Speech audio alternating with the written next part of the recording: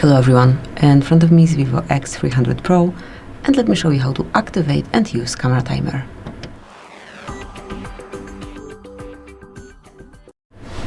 So at first let's open your camera app, then make sure to be in photo mode.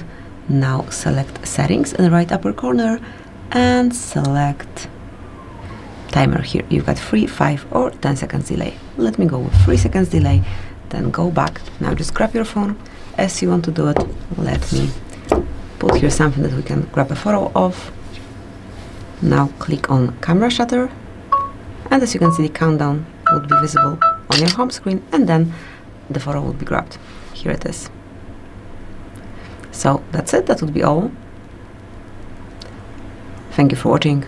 Please subscribe our channel and leave the thumbs up.